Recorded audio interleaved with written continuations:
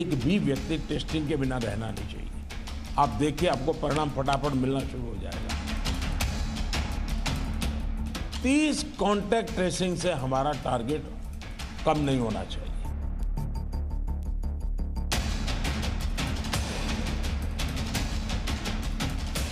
इस बार लोग पहले की अपेक्षा बहुत अधिक कैजुअल हो गए।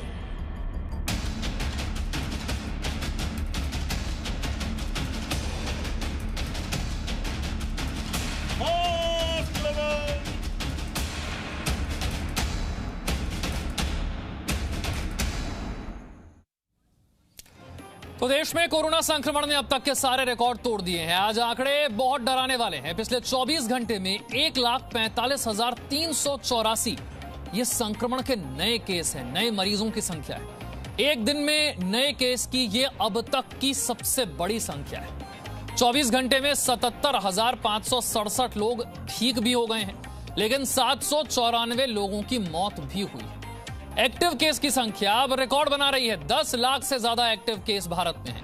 10,46,000 के पार अब एक्टिव केस पहुंच गए हैं। एक्टिव केस यानी कि ऐसे मरीज जिनका इलाज अभी चल रहा है, लेकिन नए केसेस 1,45,000 से ज्यादा सिर्फ 24 घंटे में। इतने ज्यादा मरीज। प्रधानमंत्री इसके लिए 3T का फॉर्मूला दे चुके हैं। ज्यादा से ज्यादा टेस्टिंग, ज्यादा से ज्यादा ट्रैक किया जाए और ट्रीटमेंट किया जाए, तभी इस पर काबू पाया जा सकता है। अलग अलग राज्य अपने राज्यों की स्थिति के हिसाब से सरकारें पाबंदियां लगा रही हैं, सख्ती कर रही हैं। कहीं वीकेंड लॉकडाउन हो रहे हैं, कहीं नाइट कर्फ्यू लगाए जा रहे हैं, कहीं वैक्सीनेशन को बढ़ाने की कोशिश की जा रही है, लेकिन संक्रमण की रफ्तार फिलहाल तो काबू में आती नजर नहीं आ रही है। हर रोज संक्रमण के मामले, मरीजों की संख्या एक नया रिकॉर्ड बना रही। कल 1,31,000 मरीज थे 24 घंटे में, तो आज 1,45,000 को यह आंकड़ा पार कर गया है। ये आप समझ सकते हैं कि संक्रमण की रफ्तार कितनी है। तो अब तक का अपडेट क्या है कोरोना को लेकर, ये आपको जल्दी से दे देते हैं। 24 घंटे में सबसे ज्यादा मरीज यानी कि 1,45,384 नए केस सामने आए हैं। पिछले 24 घंटे में 77,567 लोग स्वस्थ भी हुए हैं, लेकिन इन 24 घंटों में 794 लोगों की जान भी गई है। ये आंकड़े डराते हैं। कुल केस कितने हो गए देश में, तो ये हो गए हैं 1,32,05,926। इनमें से ठीक कितने लोग हो गए? 1,19,90,859 लोग ठीक हो गए, लेकिन 1,68,436 लोगों की मौत भी हुई है। और अब एक्टिव केस यानी कि जिनका इलाज इस वक्त हो रहा है, उनकी संख्या कितनी है? 10,46,631। कितने लोगों तक वैक्सीन पहुंच पाई? 9,80,75,160। इतने लोगों तक वैक्सीन पहुंच पाई।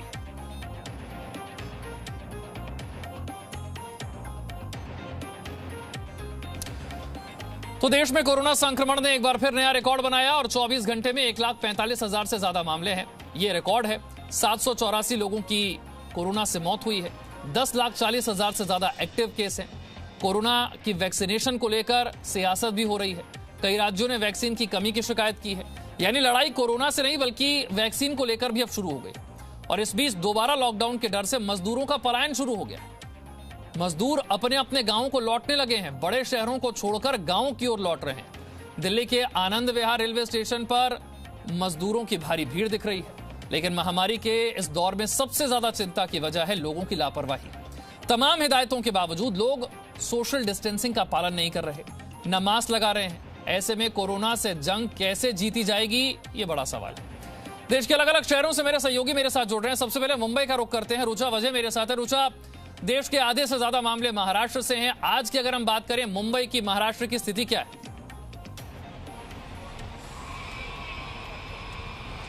मुंबई में जो मरीजों की संख्या है वो बढ़ती जा रही है। 8-9 हज़ार का आंकड़ा अब तक पार हो चुका है। तो अभी मुंबई या पूरे महाराष्ट्र में ही वीकेंड लॉकडाउन है। आज ये पहला शनिवार है वीकेंड लॉकडाउन का, जहाँ पे कंप्लीट लॉकडाउन रहेगा। बस जो इसेंशियल सर्विसेज है वही शुरू रहेगी। अभी मैं आपको दिखा दूँ, अभी मुंबई की ये सड़कों की ये तस्वीरें हैं।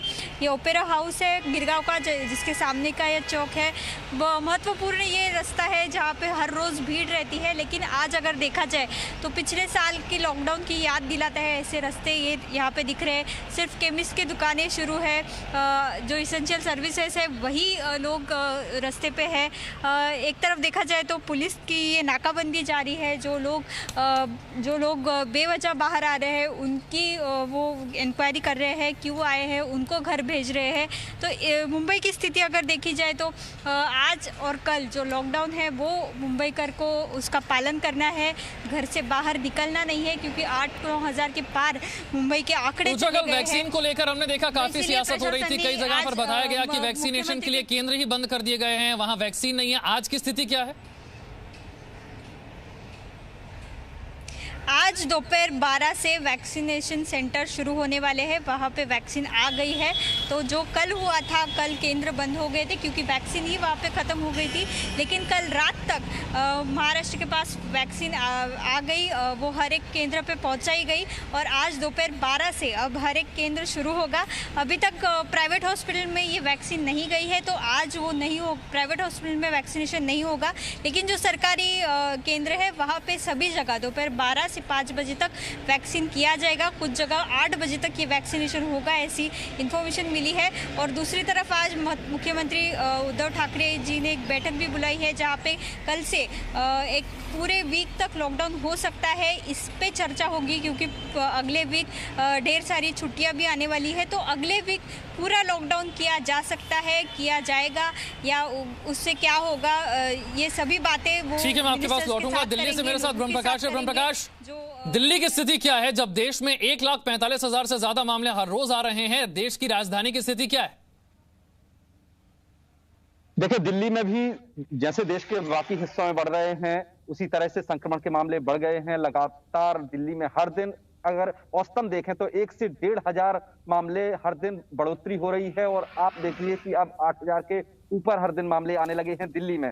तो संक्रमण देश की राजधानी दिल्ली में भी तेजी से फैल रहा है, लेकिन अभी भी देश के 3 बड़े राज्य ऐसे हैं जो सबसे ज्यादा चुनौती बने हुए हैं केंद्र सरकार के लिए। उसमें महाराष्ट्र सबसे टॉप पर है, महाराष्ट्र, छत्तीसगढ़, पंजाब और इसके बाद दिल्ली का नंबर आता है। और कुल मिला के अगर देखा जाए तो कल जिस तरह से स्वास्थ्य मंत्रालय ने कहा था कि अभी भी देश के बहुत सारे जिले ऐसे हैं जहां पर संक्रमण का एक भी मामला नहीं आया है, तो यदि वो आगे भी सावधानी बरतते हैं तो वहां भी फैलने से बच सकते हैं। लेकिन देश के 7 राज्य ऐसे हैं जहां तेजी से संक्रमण में विस्तार हो रहा है, उसमें से दिल्ली भी शामिल है। और आने वाले दिनों में यदि यही संक्रमण की रफ्तार रही तो स्थिति बिगड़ सकती है। केंद्र की तरफ से कहा गया है कि टेस्टिंग ज्यादा से ज्यादा की जाए, ज्यादा से ज्यादा सैंपल टेस्टिंग की जाए और जो कॉन्टैक्ट ट्रेसिंग है उस पर काम किया जाए। राज्य सरकारों को ये साफ तौर पर बार बार कहा गया है। केंद्र की तरफ से टीमें भी भेजी गई हैं जिन राज्यों में ज्यादा तेजी से संक्रमण फैल रहा है। लेकिन अभी तक हालात ये हैं कि सरकार वैक्सीनेशन पर भी ध्यान दे रही है, संक्रमण रोकने पर भी ध्यान दे रही है, लेकिन संक्रमण जिस तेजी से फैल रहा है उसको देखकर लगता नहीं कि जल्द ही ये काबू में आएगा। बिल्कुल, संक्रमण की रफ्तार बहुत ज्यादा है और इसीलिए ये आंकड़े डराने वाले हैं। वाराणसी का रुख कर लेते हैं, नवीन मेरे साथ है। नवीन, जरा बताइए, वहां पर लोग कोरोना गाइडलाइंस का पालन कर रहे हैं नहीं? वैक्सीनेशन को लेकर स्थिति क्या है? वैक्सीन मिल पा रही है या नहीं?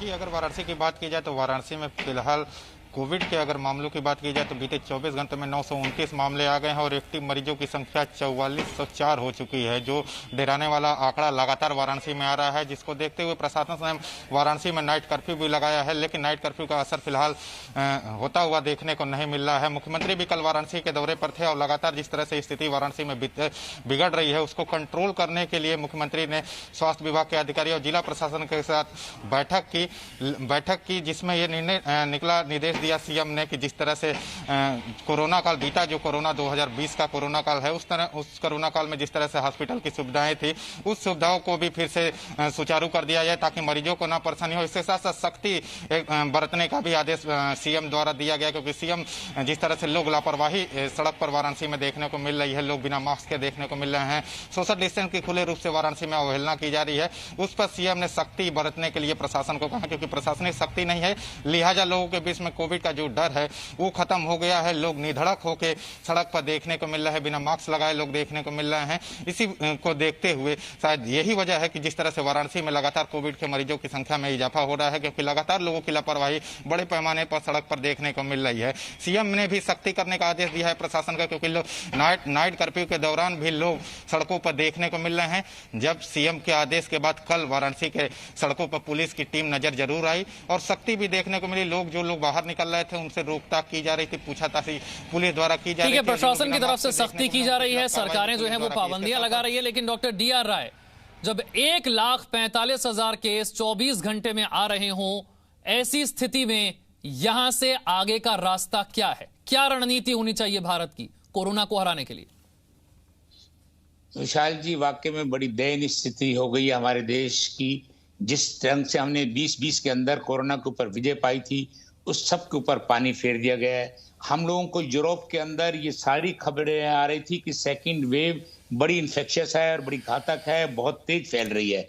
उसके बावजूद हम लोगों की लापरवाही ने आज हमको उस कगार पे खड़ा कर दिया है कि हमको चिंता लगने लग गई है। अस्पतालों की हालत फिर दोबारा से चरमराने लग गई है।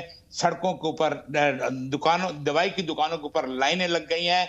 और वैक्सीनेशन की जिसको कि स्टार्टिंग में देखिए, हमारा 16 जनवरी को वैक्सीनेशन चालू किया गया और सरकार ने बड़ी पब्लिसिटी की, डॉक्टरों ने बड़ा एडवोकेट किया कि भाई लगवाओ, लेकिन हमारी जनता उसको भी शक शुबा की निगाह से देखने लगी, जो उसको भी नहीं किया गया। आज देखिए, उसको एक लेसन लेने वाली बात थी और आज हमारे पास सिर्फ एक ही इलाज रह गया है कि हमको मास्क को धारण करना पड़ेगा, परहेज करनी पड़ेगी, सोशल डिस्टेंसिंग करनी पड़ेगी और जो लोकलाइज कंटोनमेंट एरिया है उसको बिल्कुल सील कर दिया जाए। मैं मानता हूं कि lockdown is not the answer, लेकिन अपनी जनता को बचाने के लिए हमको जो करना पड़े हमको करना चाहिए, हमको करना पड़ेगा। और साहब, आप ये भी देख रहे होंगे, अब तो चुनाव आयोग भी सख्ती कर रहा है। पॉलिटिकल पार्टी से कह रहा है कि कोविड रूल्स को फॉलो करें, गाइडलाइंस को फॉलो करें, डिस्टेंसिंग हो, मास्क हो।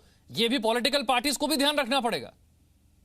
मैं पॉलिटिकल आदमी नहीं हूं और मैं किसी पर टिप्पणी नहीं करना चाहता हूं। ये संज्ञान इलेक्शन कमीशन को 1 महीना पहले, 1.5 महीना पहले क्यों नहीं ले लिया गया? सारी रैलियां होती रही, सरकार ने क्यों नहीं लिया? ये भी तो सोचने की बात है ना। लेकिन मैं छोड़िए, मैं पॉलिटिकल, मैं तो कहता हूं जो कुछ हो गया उसको भूल जाइए। आज उसको डैमेज कंट्रोल कीजिए, देश को संभालिए, जनता को संभालिए। आज हमारे पास एक ही रास्ता है कि टेस्टिंग बढ़ाइए और लोगों को जो भी थोड़े एसिम्प्टोमेटिक हैं उनको घर पे रखिए। वो घर से खुद बाहर ना जाएं, बाहर जाएं तो बिना मास्क के बिल्कुल ना जाएं। सरकार ने अपनी तरफ से सारे प्रयास कर रही है। सारे स्कूलों को बंद कर दिया गया है, जो सारी और जो फंक्शन की परमिशन दी गई थी उनको भी विड्रॉ कर लिया गया है। इसके अलावा हमारे पास कोई इलाज नहीं है। लेकिन एक चीज मैं आपके माध्यम से जरूर कहना चाहूंगा हमारी सरकार को कि जब हमको पता था कि सेकंड वेव इतनी खराब आने वाली है, आज इंजेक्शन रेमडेसिविर की आप बाजार अहमदाबाद, कल मैं टीवी के ऊपर देख रहा था, अहमदाबाद के ऊपर लाइनें लगी पड़ी हैं, जयपुर में लाइनें लगी पड़ी हैं, इंजेक्शन रेमडेसिविर नहीं मिल रहा है, मध्य प्रदेश में नहीं मिल रहा है। तो ये इंजेक्शन को जो हमारे कोविड डेजिग्नेटेड हॉस्पिटल्स हैं उनके अंदर free supply, free means ample supply कर दी जाए, ताकि उनको बाजारों में किसी को भटकना ना पड़े। जिस मरीज को उसकी जरूरत पड़ती है इमीडिएटली वो हॉस्पिटल उसको लगाए, उसका पैसा चार्ज कर ले। लेकिन सड़कों के ऊपर उन पेशेंट को मत भटकाइए। एक तो उनका रिश्तेदार अस्पताल में भर्ती है, दूसरा वो 3-3, 4-4 घंटे से लाइन में खड़े हुए हैं। आप देखिए उनका मोरल कितना बुरा हो रहा होगा। ये हमको सरकार को सोचने की जरूरत है। ठीक है, ब्रह्म प्रकाश का मैं रुख करता हूं, दिल्ली से मेरे साथ है ब्रह्म प्रकाश।